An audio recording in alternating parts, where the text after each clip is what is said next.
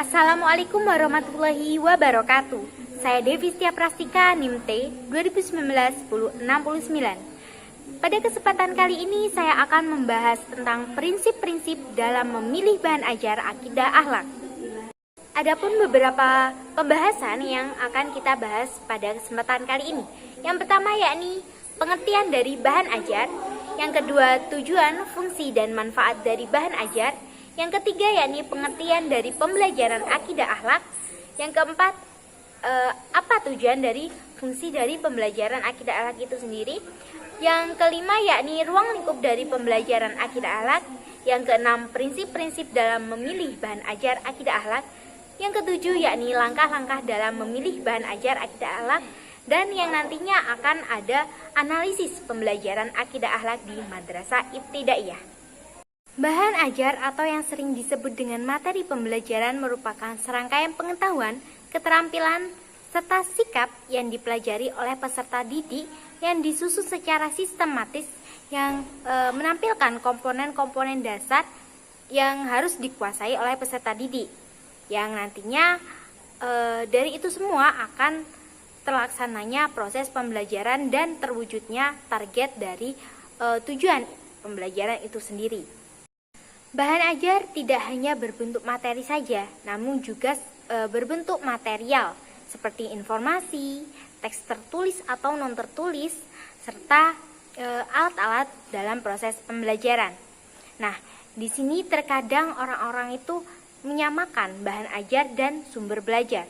Namun, jangan salah ya, sumber belajar dan bahan ajar itu sangat berbeda. Nah, sumber belajar itu merupakan segala sesuatu yang memudahkan guru dalam mencari pengetahuan, informasi, serta pengalaman yang digunakan untuk kepentingan pembelajaran yang tujuannya untuk meningkatkan efektivitas dan keefisienan sebuah pembelajaran tersebut. Jadi, sumber belajar itu merupakan referensi, rujukan untuk membuat sebuah bahan ajar. Adapun beberapa pendapat mengenai bahan ajar. Yang pertama yakni pendapat Panen.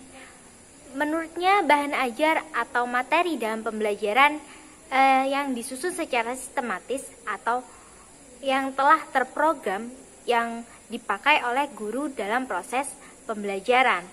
Yang kedua yakni Tomlinson.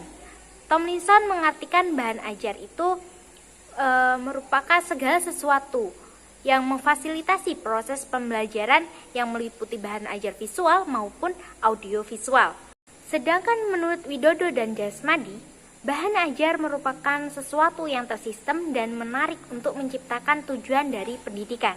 Nah, bahan ajar termasuk alat pembelajaran yang di dalamnya termuat materi, tujuan, metode, serta evaluasi dalam proses pembelajaran.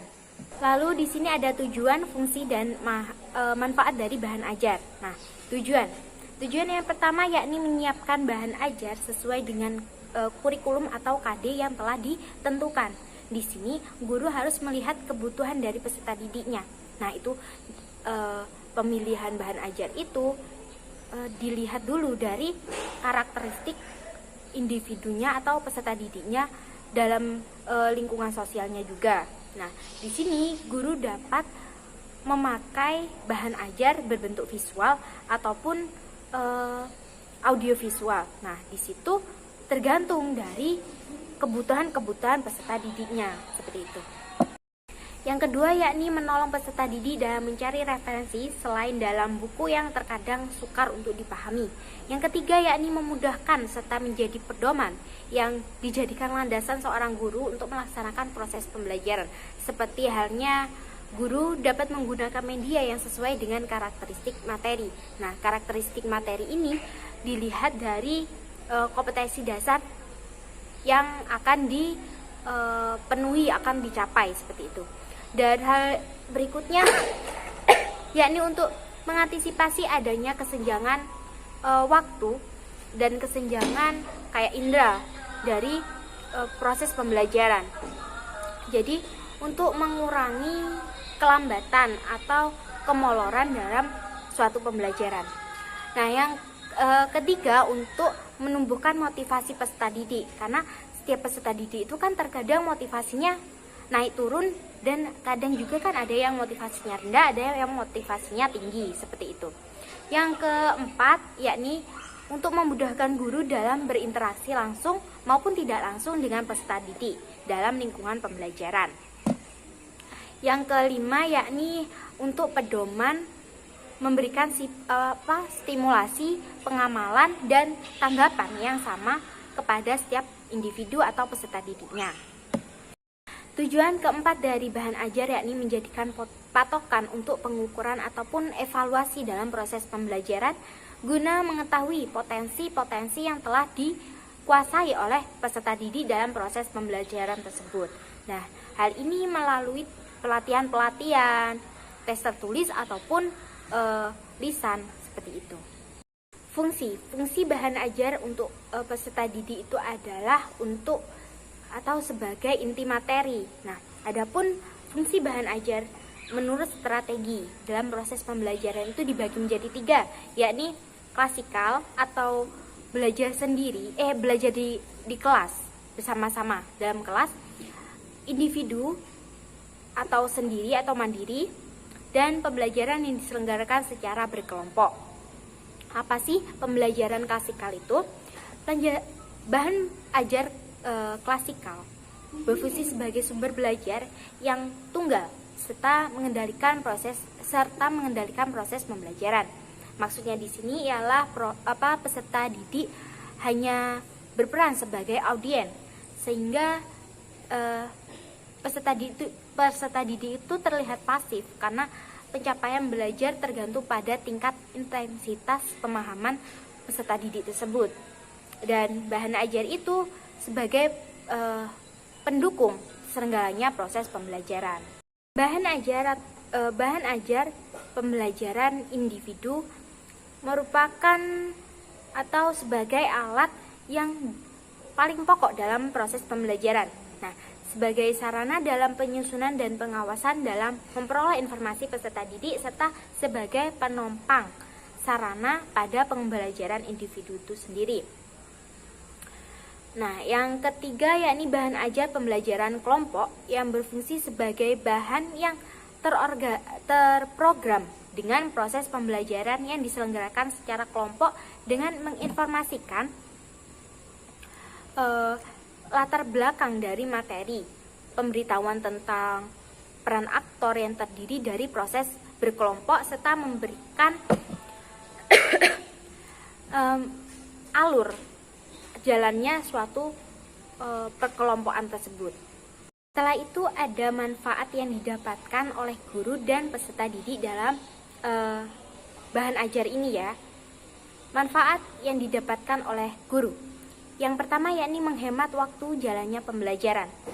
Maksudnya dengan adanya bahan ajar yang telah ditetapkan, guru tidak lagi kebingungan dalam memberikan informasi kepada peserta didiknya karena informasi pengetahuan telah jelas gitu, telah jelas atau telah tersusun dengan rapi.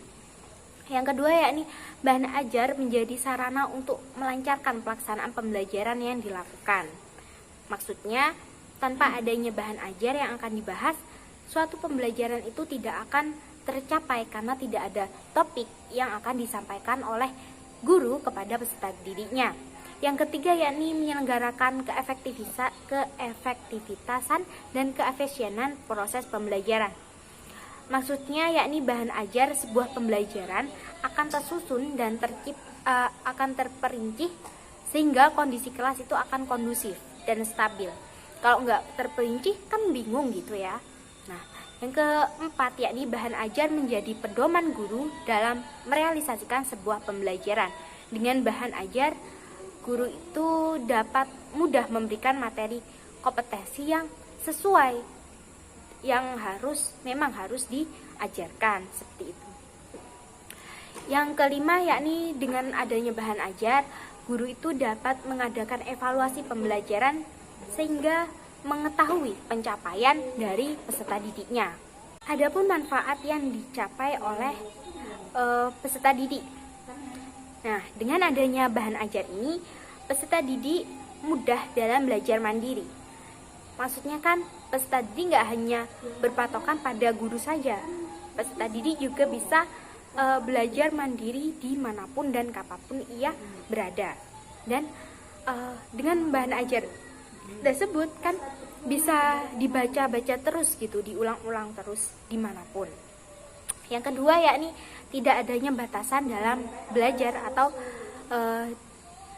dalam bahasa lain peserta didik itu bebas belajar dimanapun, seperti itu.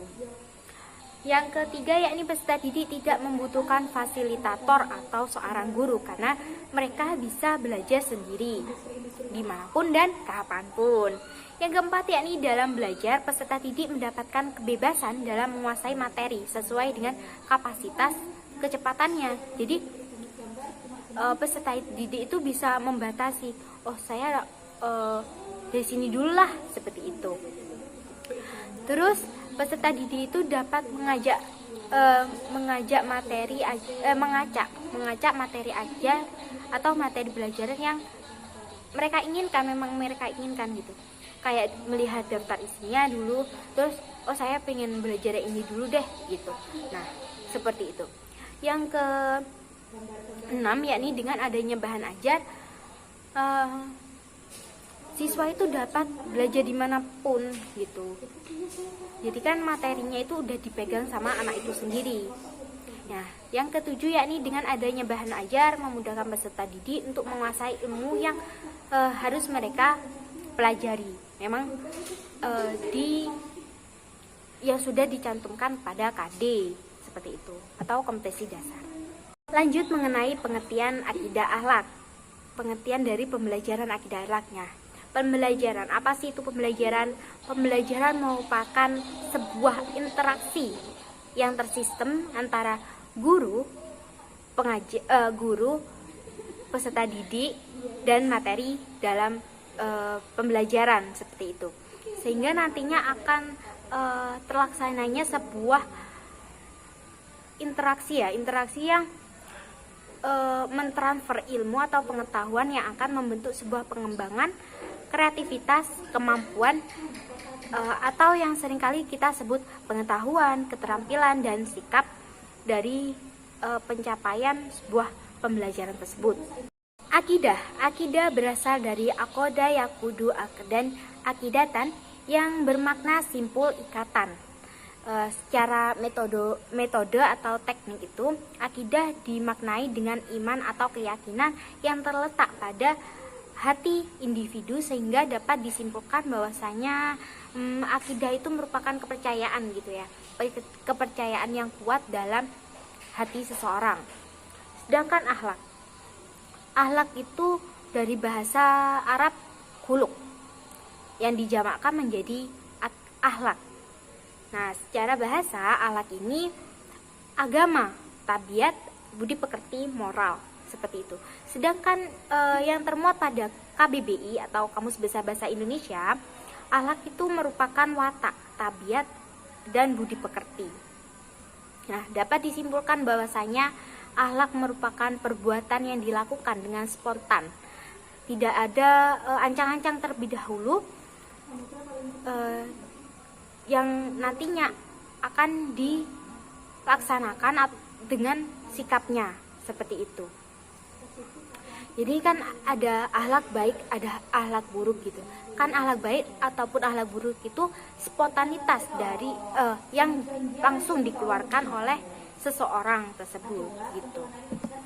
Jadi dapat dijelaskan lagi atau dapat disimpulkan apa pembelajaran akidah akhlak. Nah, pembelajaran akidah akhlak adalah upaya secara sadar dan terencana dalam penanaman keyakinan di dalam hati individu sesuai dengan syariat dan ajaran Islam yang dengannya dapat diimplementasikan melalui pengamalan sikap yang baik dalam kehidupan sehari-hari kepada Allah, kepada sesama, dan kepada lingkungannya, seperti itu. Sehingga nanti akan terbentuk psikologis anak yang baik, seperti itu. Lalu ada tujuan dan fungsi dari pembelajaran akidah akhlak. Permenak nomor 2 tahun 2008 menjelaskan tujuan dari pembelajaran akidah akhlak, yakni memberikan kecakapan dasar kepada peserta didik tentang akidah Islam untuk mengatur dan memupuk kehidupan beragama, sehingga peserta didik itu menjadi individu yang bertakwa kepada Allah dan beriman kepada Allah dan sesama manusia ataupun lingkungannya. Jadi pembelajaran akidah akhlaki ini untuk menciptakan sikap peserta didik yang bermoral, yang memiliki tingkah laku yang mulia, sopan, bijaksana, beradab, pokoknya akhlak-akhlak yang baik. Dan pembelajaran akidah akhlak ini melatih 3 aspek, yakni aspek kognitif, aspek afektif, dan aspek psikomotorik. Fungsi dari pembelajaran akidah akhlak yang pertama yakni pengembangan, yaitu memupuk serta mengembangkan ketakwaan dan keimanan peserta didik kepada Allah Subhanahu wa taala serta mengoptimalkan akhlak baik pada dirinya dan menjauhi dari akhlak buruk dalam lingkungannya, seperti itu. Yang kedua yakni perbaikan. Pastilah setiap orang itu tidak sempurna ya, tidak ada manusia yang sempurna. Setiap orang itu memiliki kesalahan-kesalahan atau ya salah kata, salah perbuatan, seperti itu. Tidak ada yang sempurna. Sehingga pembelajaran akidah akhlak ini untuk membenahi keimanan dalam diri individu itu. Yang keempat yakni upaya mencegah dan memberikan pendidikan kepada peserta didik untuk berperilaku ataupun untuk menjauhi hal-hal negatif dalam lingkungan. Apalagi kan pada masa-masa globalisasi seperti ini harus adanya filter untuk mencegah hal-hal yang tidak diinginkan, seperti itu. Yang keempat yakni pengajaran, berarti menyalurkan informasi keislaman, keimanan, dan akhlak yang baik kepada peserta didiknya. Yang kelima yakni untuk menyesuaikan mental psikologis peserta didik melalui pembelajaran akidah akhlak agar terbentuk sebuah karakter, seperti itu. Yang keenam yakni menanamkan nilai-nilai keislaman sebagai pedoman untuk meraih kesuksesan dunia dan akhirat. Yang ketujuh yakni proses penyaluran kepada peserta didik untuk meresapi kaidah-kaidah atau materi akidah akhlak pada jenjang-jenjang yang lebih tinggi, seperti itu. Ruang lingkup dari pembelajaran akidah akhlak. Di sini ada 3 ruang lingkup, yakni akhlak kepada Allah, akhlak kepada diri sendiri, 4 ya, akhlak kepada Allah, akhlak kepada diri sendiri, akhlak kepada sesama manusia, dan akhlak kepada lingkungannya. Nah, akhlak kepada Allah berarti akhlak yang mempercayai atau sikap kesadaran diri, percaya atau yakin bahwasanya tiada Tuhan selain Allah, seperti itu. Implementasinya dengan apa? Dengan yakin dan percaya kepada Allah. Nah, dengan melaksanakan ibadah kayak sholat, terus pokoknya ibadah-ibadah, dengannya itu menguatkan rasa taat dan tunduk kepada Allah dan mencerminkan keakhlakan atau berakhlak kepada Allah itu dengan mensyukuri apa yang telah diberikan Allah, kenikmatan-kenikmatan yang telah diberikan Allah, dan menjauhi semua larangan-larangan yang telah ditetapkan, seperti itu. Setelah itu yakni akhlak kepada diri sendiri. Manusia merupakan makhluk yang nantinya dimintai pertanggungjawaban kan, sehingga manusia itu harus melakukan perbuatan-perbuatan yang baik dan menjauhi perbuatan-perbuatan yang buruk, karena hal itu menguntungkan atau merugikan ya diri sendiri saja, seperti itu. Ya, akhlak kepada diri sendiri itu seperti sabar, ikhlas, terus bertanggung jawab, jujur, terus menutup aurat, berlaku adil kepada diri sendiri, seperti itu. Dan menjauhi kehinaan-kehinaan seperti dengki, sombong, terus congkak, berbohong, seperti itu. Lalu akhlak kepada sesama manusia. Nah, akhlak kepada sesama manusia ini ada tingkatannya ya, seperti kepada Nabi Muhammad SAW, kepada orang tua, kepada keluarga, kerabat atau tetangga, dan masyarakat lainnya. Nah, akhlak kepada sesama ini sangat berdampak terhadap kehidupan sehari-hari ya, karena hakikatnya manusia itu kan makhluk sosial gitu, tidak bisa berdiri sendiri tanpa bantuan orang lain. Akhlak kepada sesama manusia ini contohnya tolong menolong, terus memiliki hubungan yang baik dengan keluarga, tetangga ataupun masyarakat sekitar. Jadi kita itu harus bertoleransi ya kepada sesama manusia, terus berlaku adil, tidak boleh melakukan pembulian, seperti itu tidak boleh, karena itu jauh dari akhlak kepada sesama, maksudnya jauh dari keharusan berakhlak kepada sesama manusia gitu. Setelah itu yakni akhlak terhadap lingkungan. Nah, lingkungan itu merupakan sumber-sumber kehidupan bagi manusia, karena lingkungan itu memberikan oksigen, memberikan makanan, memberikan kebutuhan-kebutuhan sandang, pangan, pokok, semuanya itu dari alam. Nah, di sini berarti akhlak yang seharusnya kita tanamkan pada lingkungan itu apa? Nah, jadi kita itu sebagai manusia tidak boleh serakah seperti itu. Kita harus menjaga, merawat, dan melindungi lingkungan sekitar dengan cara kayak bercocok tanam terus nggak boleh menebang pohon secara brutal, harus menyayangi hewan. Kan lingkungan itu tidak hanya benda mati saja, tapi juga tumbuhan, terus hewan-hewan seperti itu.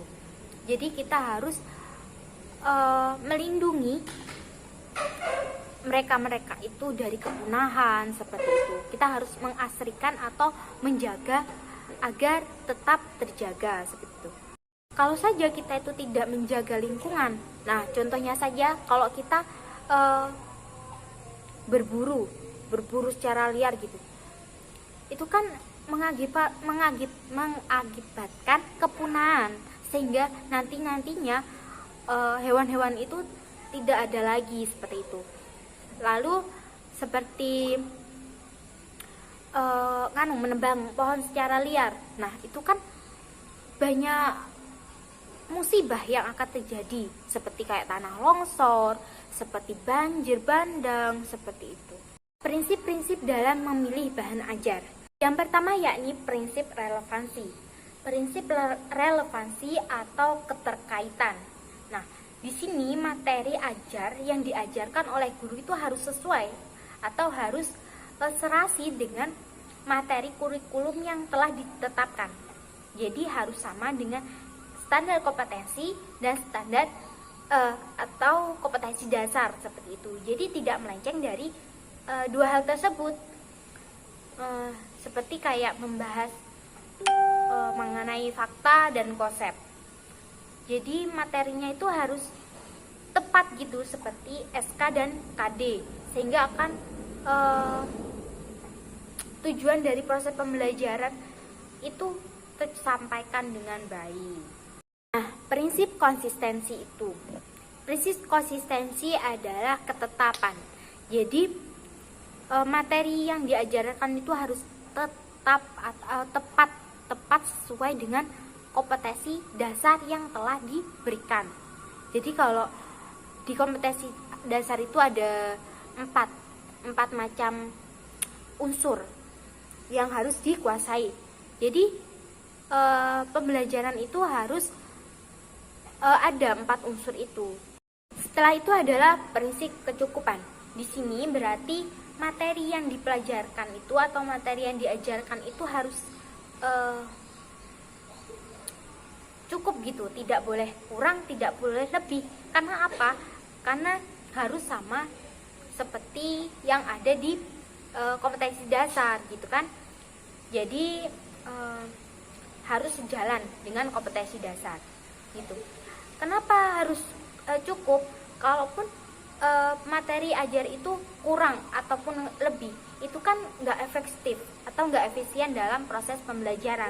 Nah, sebelum guru memilih dan mengembangkan materi pembelajaran, hendaknya guru itu harus melihat Yang pertama, melihat potensi peserta didiknya, terus tingkatan perkembangan intelektualnya, terus sosialnya seperti apa, terus kemampuan untuk peserta didiknya itu seperti apa, seperti itu, dan waktu pembelajarannya itu berapa, seperti itu. Langkah dalam memilih bahan ajar. Nah, sebelum memilih bahan ajar, guru itu harus mengetahui kriteria bahan ajar yang terkandung pada standar kompetensi dan kompetensi dasar. Jadi, jikalau guru itu melihat kriteria dari KD atau SK, guru itu akan benar-benar mengajarkan materi yang harus dipelajarkan atau yang harus dikuasai oleh peserta didik. Setelah itu, setelah memilih atau melihat kriteria, guru itu mulai dalam langkah-langkah dalam pemilihan bahan ajar. Yang pertama yakni menentukan aspek-aspek yang terkandung atau tercantum pada standar kompetensi dan kompetensi dasar yang menjadi rujukan atau yang telah ditetapkan. Aspek-aspek itu memiliki perbedaan jenis, setiap beda-beda pembelajaran gitu. Jadi harus tahu jenis-jenis materi seperti apa.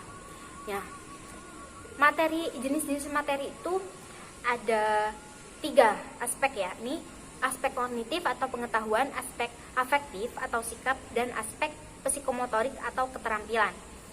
Nah, di aspek kognitif ini dibagi menjadi beberapa materi, yakni materi fakta, materi konsep, materi prosedur, materi prinsip, seperti itu.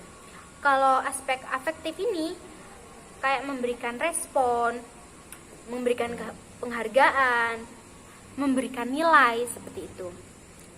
Dan aspek pada psikomotorik itu seperti gerakan awal, gerakan semi rutin dan rutin. Nah, pembelajaran materi aspek kognitif. Nah, materi aspek kognitif yang pertama yakni materi fakta. Jadi materi ini itu mengajarkan tentang nama orang, nama objek, terus peristiwa sejarah, komponen-komponen pada benda atau bagian. Kalau materi konsep itu materi yang menjelaskan tentang definisi, pengertian, hakikat, terus inti dari isi informasi tersebut. Terus yang ketiga yakni materi prosedur, yakni materi tentang langkah-langkah, materi tentang urutan-urutan dari peristiwa atau pekerjaan, seperti kayak langkah-langkah membuat mie instan, langkah-langkah mematikan televisi, langkah-langkah membuat ayam geprek, ataupun langkah-langkah dalam berinteraksi kepada seseorang, seperti itu. Setelah itu ada materi prinsip. Materi prinsip itu meliputi rumusan-rumusan, terus dalil-dalil, paradigma atau kerangka berpikir, teorema atau ide yang diterima sebagai kebenaran, seperti itu. Nah, setelah memilih jenis-jenis bahan ajar, guru itu hendaknya mengetahui atau mencari pastinya strategi yang dipakai itu apa, metode yang dipakai itu apa, medianya apa, dan proses evaluasinya itu kan yang berbeda-beda. Jadi harus tepat gitu ya. Karena setiap mata pelajaran itu kan beda-beda. Setiap kebutuhan dalam proses pembelajaran itu juga beda-beda. Contohnya saja pada materi fakta, maka yang diperlukan adalah hafalan, kan? Hafalan, karena harus mengetahui nama-nama kayak nama benda, nama hewan, nama tumbuhan, seperti itu. Jadi harus adanya metode jembatan kelinci, keladai atau jembatan ingatan, seperti itu. Kalau mengajar materi prosedur, guru itu harus menggunakan metode demokrasi atau praktek, seperti itu. Terus untuk melihat aspek kognitif materi konsep, seperti apakah materi itu memerlukan kemampuan dalam mengetahui pengertian, hakikat, atau definisi-definisi? Nah, jika iya, berarti harus adanya berarti dia itu memakai materi konsep seperti itu, karena harus mengetahui pengertian atau definisi-definisi. Lalu pertanyaan untuk materi prosedur. Di sini pertanyaannya yakni apakah pada materi yang terdapat pada kompetensi dasar tersebut memerlukan pengetahuan mengenai langkah-langkah, terus urutan-urutan. Nah, jika iya berarti materinya itu termasuk materi prosedur seperti itu. Terus materi pertanyaan tentang aspek kognitif, materi prinsip. Nah, di sini pertanyaannya yakni apakah pada materi yang tertera pada KD itu memerlukan kemampuan peserta didik dalam menghubungkan konsep-konsep atau penerapannya. Jika iya, maka materinya itu menggunakan materi prinsip. Nah, setelah itu yakni aspek afektif. Pertanyaannya yakni apakah materi yang ada pada KD itu mengharuskan peserta didik untuk bersikap atau memberikan penilaian, ya, respon gitu terhadap sesuatu. Jika iya, maka aspeknya itu aspek afektif. Sedangkan aspek psikologi atau psikomotorik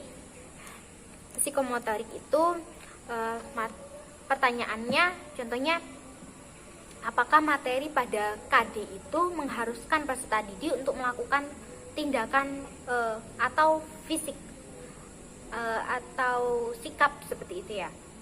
Nah, jika iya, maka aspeknya itu masuk pada psikomotorik.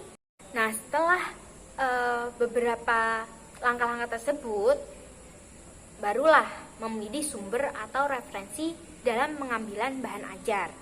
Nah, sumber bahan ajar ini dapat diambil dari jurnal, makalah, terus koran, media visual ataupun media audiovisual seperti bisa di internet atau bisa di YouTube seperti itu.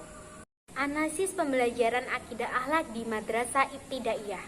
Nah, pembelajaran akidah akhlak ini yang berada pada jenjang Madrasah Ibtidaiyah merupakan materi pembelajaran PAI atau pendidikan agama Islam yang menekankan pada keyakinan, pemahaman, keimanan, dan cara mengimplementasikannya.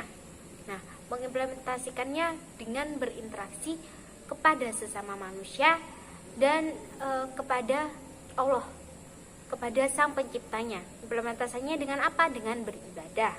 Seperti itu. Terus pengetahuan akidah akhlak haruslah ditanamkan pada sejak dini ya. Karena apa? Karena untuk membentuk dan membangun sebuah karakter dari seseorang tersebut, sehingga dimanapun dan kapanpun akan tetap melekat seperti itu. Nah, pembelajaran akidah akhlak di Madrasah Ibtidaiyah diajarkan secara bertahap dari yang dengannya peserta didik itu mampu untuk menguasai semua aspek-aspek pada agama Islam seperti aspek akhlak baik, akhlak buruk, terus akidahnya Islam seperti apa, syariat Islam seperti apa, sesuai dengan jenjang Madrasah Ibtidaiyah seperti itu. Tujuan adanya pembelajaran akidah akhlak pada jenjang Madrasah Ibtidaiyah ini yakni membangun pengetahuan, sikap, dan keterampilan peserta didik dalam lingkungan agama Islam yang berpedoman pada Al-Quran dan hadis. Sedangkan ruang lingkupnya adalah ada dua aspek, yakni akidah dan aspek akhlak. Jadi sendiri-sendiri ya. Aspek akidah memuat tentang rukun Islam, ya, rukun iman, rukun Islam, terus kalimat tasbih seperti alhamdulillah, terus subhanallah, bismillah, seperti itu. istighfar gitu. Dan mengamalkan Asmaul Husna, 99 nama Allah. Sedangkan aspek akhlak itu mencakup melaksanakan atau menerapkan akhlak terpuji dan menjauhi akhlak tercela. Terus kisah-kisah tauladan yang menginspirasi, dan ya seperti itu. Dan